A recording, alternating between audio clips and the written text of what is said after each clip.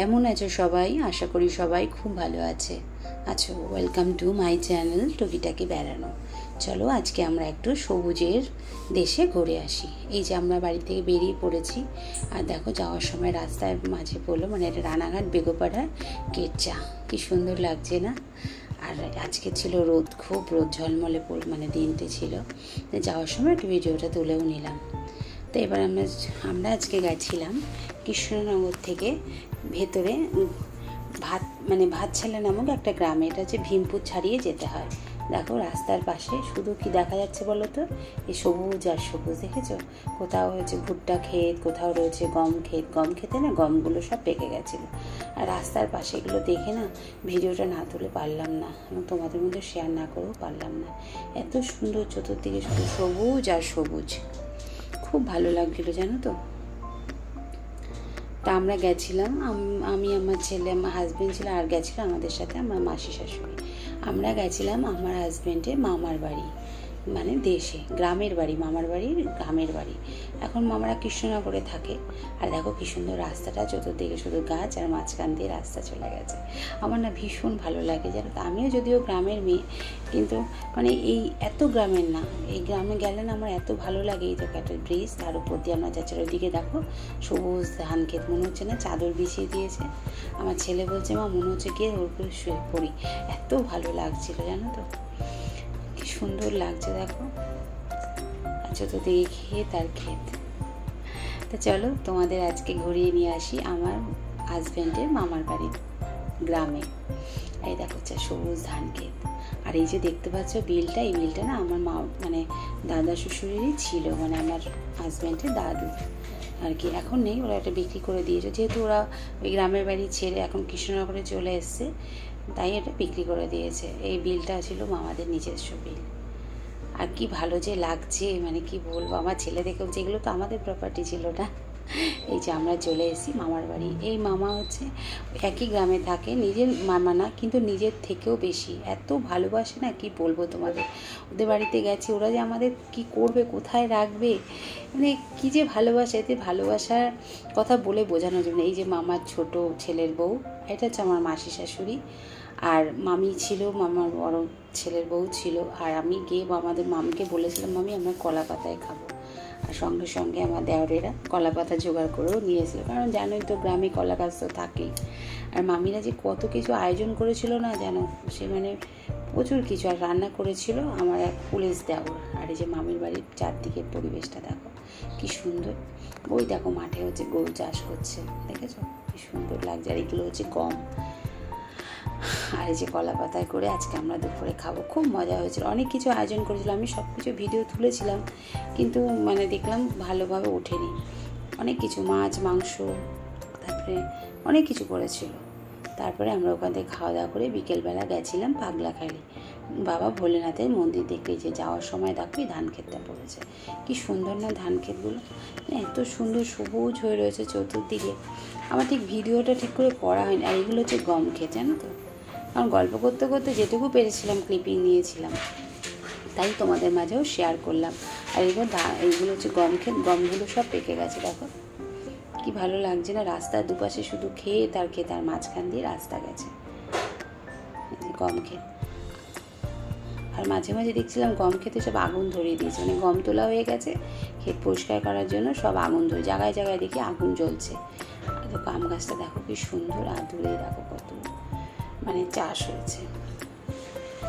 ওই দেখো গাঁদা ফুল চাষ হয়েছে, কি যে ভালো লাগছে না বলে বোঝা। মানে আমরা গেছিলাম এখানে মামি, মামার বড় ছেলের বউ, আমার হাজব্যান্ড ছিল, মাসি, সবাই মিলেই গেছিলাম। ওরা দুজন বাইকে গেছিলো, আমরা গাড়িতে গেছিলাম। আর দেখো শশা ক্ষেত, শশা চাষ হচ্ছে। আমরা এখন চলেছি বাবা ভোলেনাথের মন্দির দর্শন করতে। চলো তোমরাও আমার সাথে বাবা ভোলেনাথের মন্দিরটা দর্শন করে নাও। পাগলাখালি মন্দিরের নাম তো মানে আমি ইউটিউবের মাধ্যমেই দেখেছি, তোমরা হয়তো অনেকেই জানো। এটা হচ্ছে নদিয়া জেলায়, যারা নদিয়া জেলায় থাকো তারা সবাই জানো। আর এটা হচ্ছে পলদা নদী, মানে ওখানকার স্থানীয় মানুষেরা বলে এই নদীটার নাম নাকি পলদা। আর দেখো নদীটাতে কী সুন্দর জল, আর দেখে নৌকো, বিকেলবেলা এত ভালো লাগছিল না। আর আমরা যখন গেছিলাম তখন প্রায় মানুষই ফিরে চলে এসেছিলো, মানে ওখানে সোমবার আর বৃহস্পতিবার মনে হয় মেলা বসে বা সবাই পুজো দিতে যায়, দূর দূরান্ত থেকে অনেক ভক্তরা যায় সেখানে, এবং সারাদিন তারা সেখানে থেকে নিজেরাই রান্নাবান্না করে এবং নিজেরাই খাওয়া দাওয়া করে, প্রসাদ বিতরণ করে পুজো টুজো দিয়ে তারপরে তারা যে যার মতো বাড়ির পথে ফিরে যায়। তা আমরা যখন গেছিলাম তখন ঘড়ির কাঁটায় বাজে 4টে বেজে গেছিলো, তাই জন্য বেশি মানুষ ছিল না, কিছু ভিড় ছিল কিন্তু খুব কম ভিড়ই ছিল। আর দেখো এই যে পলদা নদী,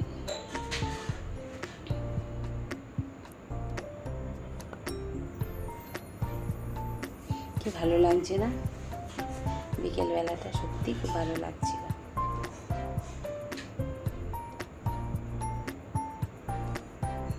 এই যে সব বললাম না, মেলা থেকে অনেক লোক ফিরে যাচ্ছে, যে ফুচকার গাড়িটা ফিরে চলে যাচ্ছে, কিন্তু কিছু কিছু দোকানপাট তখনও ছিল। আমি তো এর আগে যাইনি, প্রথমেই গেছি। মামি বললো চলো ঘুরে আসবো বৌমা, খুব ভালো লাগবে। এ দেখো বাসে করে লোকজন এসে, দূর দূরান্ত থেকে এখানে লোকজন আসে জানো তো।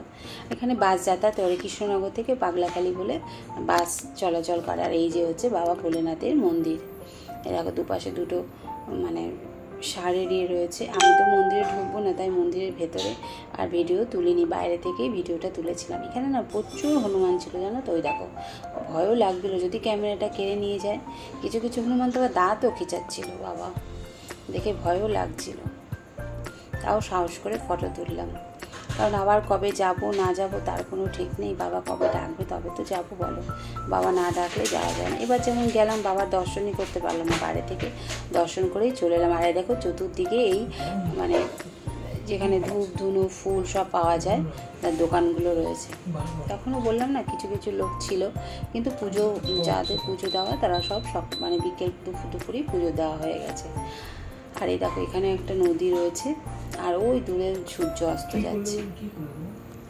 আর এখন সন্ন্যাসীরা সব স্নান করছে, এই যে এসব সন্ন্যাসী। চৈত্র মাস তো জানোই গাজনের মাস। আর এই যে দেখতে পাচ্ছ এই যে মানে স্মৃতিস্তম্ভগুলো, এগুলো হচ্ছে নাকি মানত করে, মানত করার পূরণ হয়ে গেলে তারা সবাই যে যার মতো এরকম একটা মানে বেদি মতো করে দিয়ে যায়।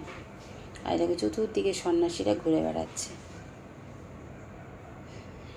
আর এইখানে কিছু লোক ছিল, তারা এখনও তাদের রান্নাবান্না মানে দেরি হয়েছে শেষও, তারা এই যে খাবার খাচ্ছিল, খিচুড়ি। আমার বর তো সে খিচুড়ি খাওয়ার জন্য গিয়ে দাঁড়িয়ে পড়েছে, খিচুড়ি পেয়েও ছিল, খুব ভালো ছিল। প্রসাদ মাত্রই তো ভালো জানোই।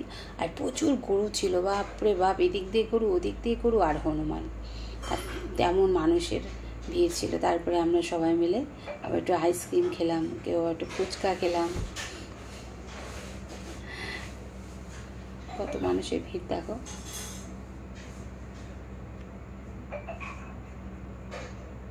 এটা হচ্ছে আমার দেওরের বউ, ওদের ছেলে। এটা তো আমাকে তো চিনতেই পারছো যে আমার হাজবেন্ড ছিল। আর আগে যাকে দেখা গেল ওটা হচ্ছে আমার মাসি শাশুড়ি।